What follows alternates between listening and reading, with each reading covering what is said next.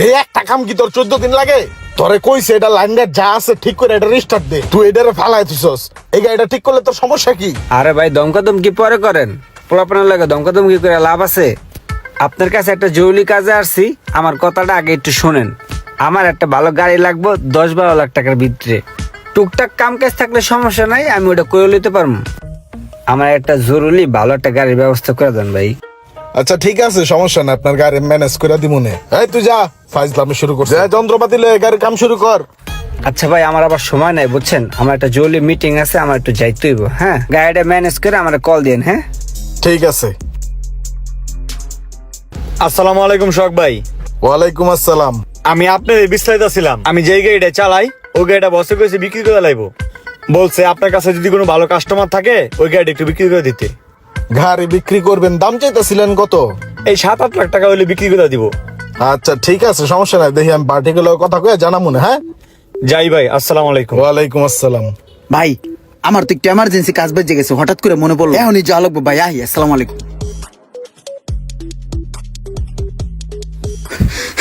ভাই খারান, আপনি যে একটা গাড়ি বেচবেন, এই যে মোড়া লোকটার কাছে গেলেন, গ্যারেজের মালিক, এই কি ভালো লোক নাকি মিয়া? আপনার গাড়ির দাম আপনি 7-8 লাখ টাকার মতন চাইছেন না? আপনি গাড়ি আনলে কি করবে জানেন? এই গাড়ি এটা নষ্ট হয়ে গেছে, ওটা নষ্ট হয়ে গেছে, সকেট জাম্পার খারাপ হয়ে গেছে, ইঞ্জিন খারাপ হয়ে গেছে, এগুলো কই আপনার ভাঙড়ি মালের পয়সা ধরাই দেবো, বুঝেন নাই কে? আপনি যদি গাড়ি বেচেন ভাই, আপনার রানিং গাড়ি আছে, আমার কাছে সলিড কাস্টমার আছে, আপনি আমার লগে যোগাযোগ করেন, হ্যাঁ দাঁড়ের কাছে আর যাবেন না, বুঝছেন? আমার কাছে ভালো একটা কাস্টমার আছে, ভালো একটা দাম দিয়ে দি মনে, আপনারও পকেটে কিছু ঢুকবো না, বুঝেন নাই? ভাই গাড়ি বিক্রি করবো, যে জায়গায় 2 টাকা লাভ হইব ওইখানেই তো বিক্রি করবো। ঠিক আছে, আমি বিকালবেলা আপনার সাথে দেখা করবো মনে, আপনি একটু খেয়াল রাখেন আমার ব্যাপারটা। আর শুনেন, আপনি কিন্তু এই গ্যারেজের আশেপাশে আর আইবেন না, ওই সোহাগ মিয়া ওই লোকটা কিন্তু বেশি সুবিধা না, আপনার গাড়ি চুষা খাইয়া লইব, বুঝেন নাই? আপনি এক কাজ করেন, গাড়িটা লয়ে বিকেলে আহেন, আমি কাস্টমার দেখাই, কাস্টমার যদি পছন্দ হয় নগদ লেনদেন, কাঁচা টাকা, আপনার পকেটেও কিছু ঢুকবো, ঠিক আছে না? তাহলে ভাই এখন যান, বিকেলে কিন্তু আইন। হ্যাঁ যাক, তাহলে একটা সাইড ক্লিয়ার করলাম, এখন পার্টি সাইডটা ক্লিয়ার করে আহি। এই যেদিকে রুমন ভাই আপনার লিগে এই জায়গায় দাঁড়ায় আছে, বুঝছেন? আপনার লগে তো অনেক আগেরই আমার একটা সুসম্পর্ক। আপনি ওই দিনকে সোহাগ মিয়ার কাছে গাড়ি চাইলেন না? ওই সোহাগ মিয়া গাড়ি সম্বন্ধে কি বুঝে? হ্যাঁ তো কর হইলো মেস্তুরির কাম।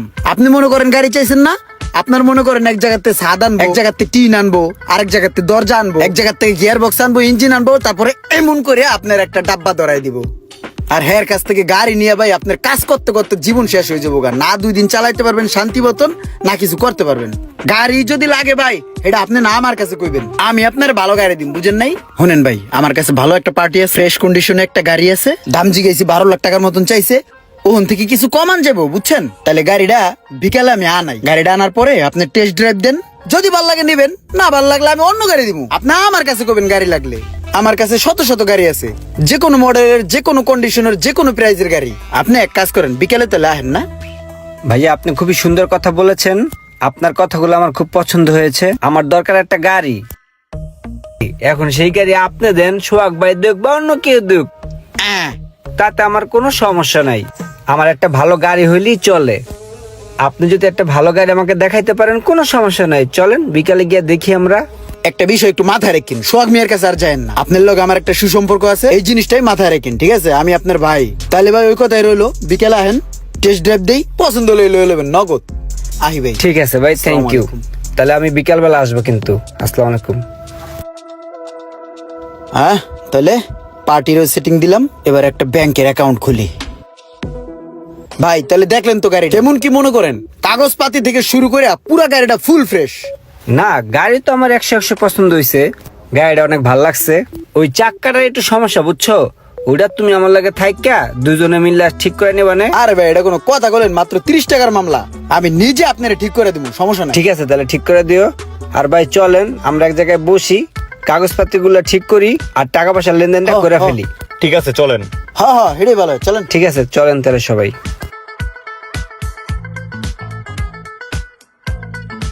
ওই পিচ্ছি, ওই শুনো, এটা একটা হালকা সমস্যা আছে, বুঝছো?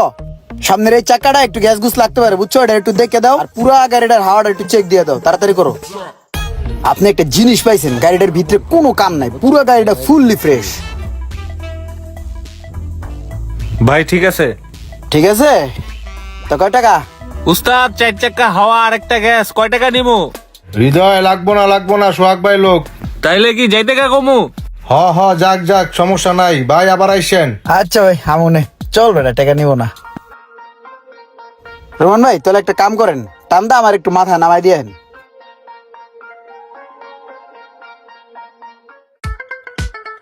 আসসালামু আলাইকুম। ওয়ালাইকুম আসসালাম, অনেকদিন পর আইলেন। আপনার লগে যা দেখা করবো সময় হয় না। 5 লিটার মোবিল হইব না?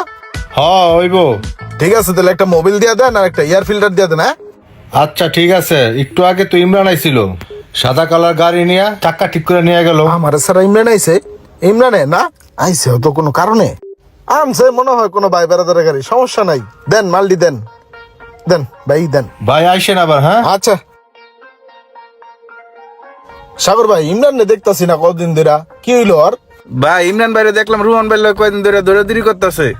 এ বড় ভাই এদিকে আইন, শুনে যান। কই ভাই আপনি না একটা গাড়ি বেচবেন, পর তো আর কিছু জানাইলেন না, কি অবস্থা? ওই যে আপনার সাথে দাদা নিয়েছিল শুকনা মতো একটা পোলা ছিল, হ্যাঁ আমাদের রাস্তায় ডাল করে কইলো হের কাছে ইনস্ট্যান্ট কাস্টমার আছে, গাড়িটা বিক্রি করে দিব। এর লেগে হের কাছে দিয়ে দিছি, আপনাদের বলতে মানা করছে। আর আমি যে আপনাদের বলে দিছি, আপনি কিন্তু এটা জানেন না ভাই। আচ্ছা তাহলে এই কাহিনী, ঠিক আছে যান।